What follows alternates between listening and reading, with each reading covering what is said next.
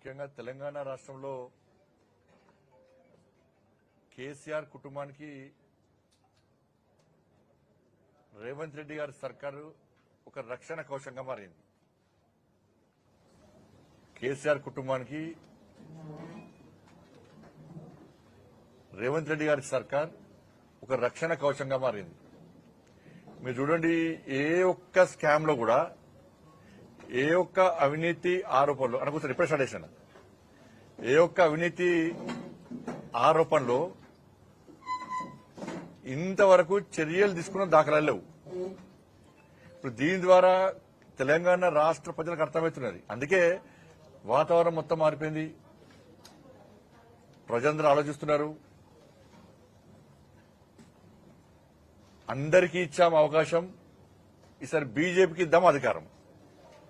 అందరికీ ఇచ్చాం అవకాశం, ఈసారి బీజేపీకి ఇద్దాం అనే అధికారం ఇద్దామని చెప్పి ప్రజలు అనుకుంటున్నారు. దాని ప్రధాన కారణం ఏంటంటే బీఆర్ఎస్ కాంగ్రెస్ ఒకటే, ఒక నాణానికి బొమ్మ బొరుసు లాంటి వాళ్ళు. లోపాయకార ఒప్పందం ఇద్దరి మధ్య కుదిరింది. అందుకే కేసీఆర్ కుటుంబం మీద ఏం విచారణ పేరుతో కాలయాపన చేస్తుంది తప్ప ఎలాంటి చర్యలు తీసుకున్న దాఖలాలు లేవని చెప్పి అలా స్పష్టం చేస్తాం.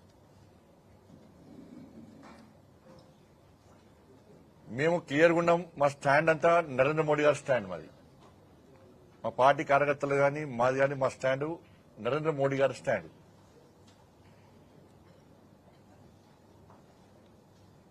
ఇవాళ కాళేశ్వరం విషయంలో ఇది ఒక పెద్ద అవినీతి ప్రాజెక్టు.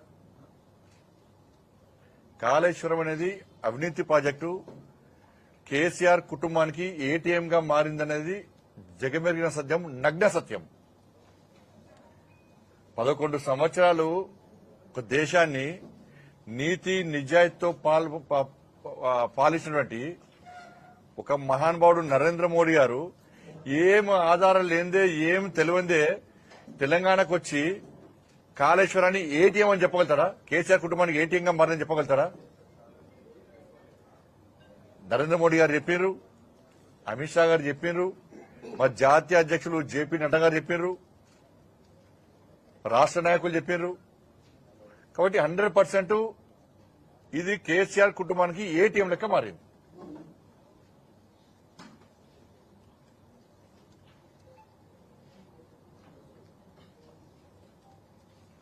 వాళ్ళ మా స్టాండ్ ఒకటే, ఊసరి లెక్క రంగులు మార్చే స్టాండ్ మాది కాదు.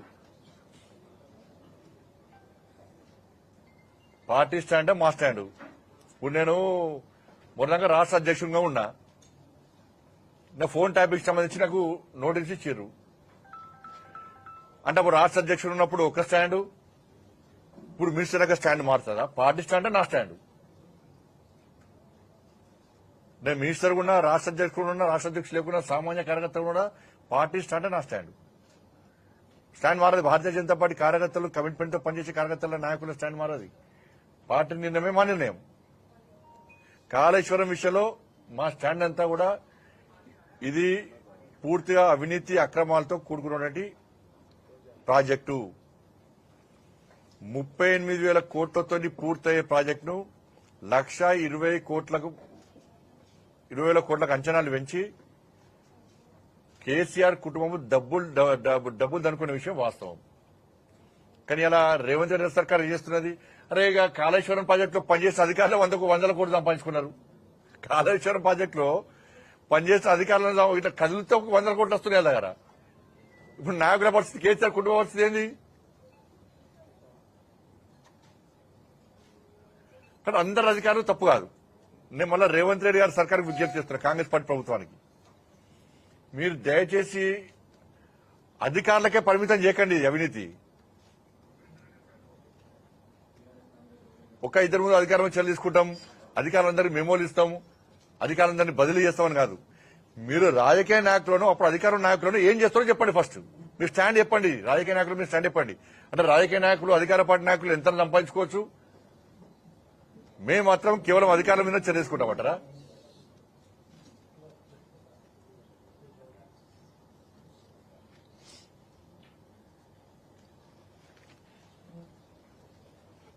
తుమ్మిడిహట్టి దగ్గర నీళ్లు లేవు,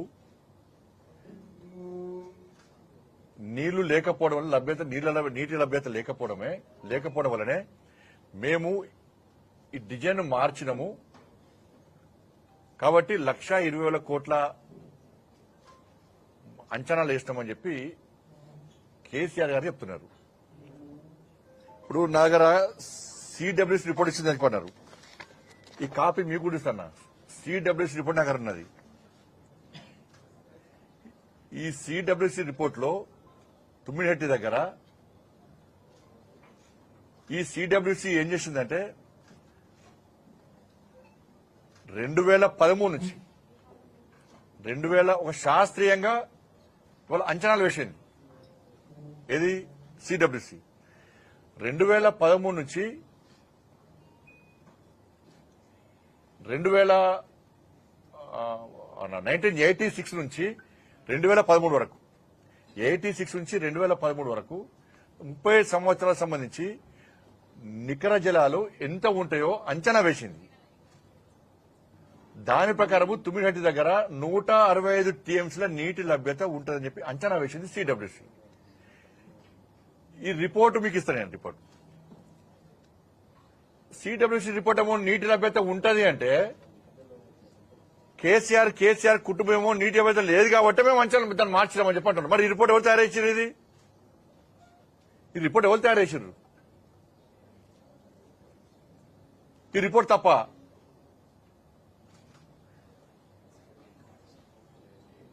సిడబ్ల్యూసీ రిపోర్ట్ పక్కా ఉంది. ఇది మీకు కూడా ఇస్తా. ఇదే రిపోర్ట్ ప్రకారము ఆ రోజు ప్రాజెక్టు తయారు చేస్తే ఇలా 38,000 కోట్లతో ప్రాజెక్ట్ అయిపోతుండే. 38,000 కోట్లతో ప్రాజెక్ట్ అయిపోతుండే. ఇవాళ 1,20,000 కోట్లతో ప్రాజెక్ట్ పెట్టారంటే అంటే ఈ రిపోర్ట్ ఏమనుకుంటున్నారు కేసీఆర్ కుటుంబం నాకు అర్థం కాలే. ఈ రిపోర్ట్ దొరకదు ఎవరికి? మేము ఏం చెప్పినా నమ్ముతారు, మీ అబద్దాలు ఏం చెప్పినా నమ్ముతారు అనుకుంటారు కావచ్చు. ఈ రిపోర్ట్ మీకు కూడా ఇస్తారు.